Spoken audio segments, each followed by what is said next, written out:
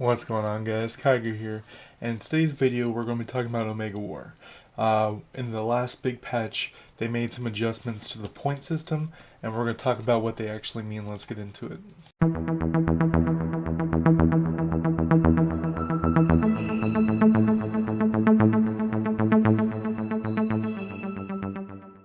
Alright guys, I saved some screenshots to show you what I'm talking about here, and as a reminder, today is Monday. Tomorrow at 9 p.m. EST, I will be doing my 2,000 subscriber celebration stream. It'll be live here on YouTube as well as on Twitch, KIGERR, and I'll be doing 2 to 3 hours of Dimension Duel. I'll be doing it without costumes or an active companion, just cards and my other companions. Now, onto the actual topic here. This is what was added to Omega War. So Omega War has these different levels, which it's always had, but they after 120 came out, they made the 120 section, and pretty recently they've messed with some of the numbers here. And as you see, in the 47 to 70 range, these points aren't during the war. These are your weekly payout points. So points per kill, points per assist, and per battle. And then you see it's 3 times from the 70 to 71 to 90, 300, and then it's an astronomical jump from the 90 to the 110, which is, 3.3 times more. And you just look at it. So per kill is 300 to 1000. Assist is 100 to 300, which is, less. And then battle point 3 to 10, which isn't terrible, because 10 points isn't going to make or break nothing. These 200 points aren't going to make or break nothing, but 700 more per kill is what's important here. And then you see how there's some big jumps as we go down, but in the last tier, the 111 to 120, there's a 200 jump, there's a 60 jump, and there's a 2 jump, which doesn't seem in line with all these other jumps, right? And Alliance Omega War is considered on the same level as a 111 to 120. Now, why that's important is we have right here. We had the level 110 guy with his weekly score versus the 120 guy.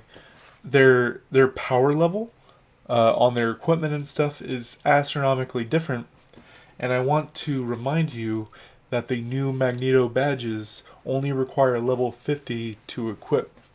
So as this level range is up to 110, not 120, the 110s can obviously use the level 50 special badges. And nothing is really put in consideration here. I'll show you in a second what happens with the badges if you don't have the Magneto badges, which makes this 110 twinking. If you're familiar with World of Warcraft and stuff, then 110 puts him in a better bracket. He's fighting on average lower power people and destroying them. Let me show you this. So right here, this is actually in the game right now. I've went over this before, but this tells you as you level, as your character level goes up, the conversion rate of your badges goes down. So what that means is not all of them show percentages, and you'll see some things that give flat numbers for dodge rate, things like that, which we all know converts into a percentage. That conversion rate actually goes down as you level up, meaning even if you don't have Magneto badges, which are innately percentage based, which I believe is why they're there, is so you can use them on your level 50 character, and it gives the same bonus as it does your 120 character. Which, I mean, it seems like they go towards twinking, right? And we'll go over what twinking is in a second. But even if you're only using the one, well, in this case, the 105 badges, you have a better conversion rate, crit damage, stuff like that than someone at 120 using the exact same badge. So this is the definition of twinking. Twinking is a type of behavior in role-playing games which involves deceiving other players about one's playing abilities or achievements in the game. A player who engages in such behavior is known as a twink. But what we really care about is down here at the bottom.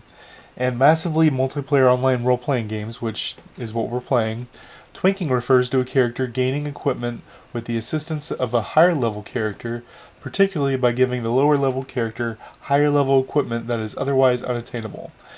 It can also be used to describe the process of keeping a video game character at a low level while using in-game currency earned by high-level characters to provide it with superior equipment. This, to a T, explains what's happening here. And to end this off, this is an example of an Omega War and what's happening here. So we have the Spider-Man on the top right, Wanda, who is right at about 1.1 million using entirely Magneto badges, which you see his stats don't look like 1.1 million, but he's able to have this all on at 110. He's also using 5-star gear, which if you really wanted to do this, you could have 6-star full nano gear at level 1, so he can actually beat 2 million in these level 110 matches. And then you can see scoring super high on each war. You'll actually see the top people on this person's Omega War list are people who are doing this.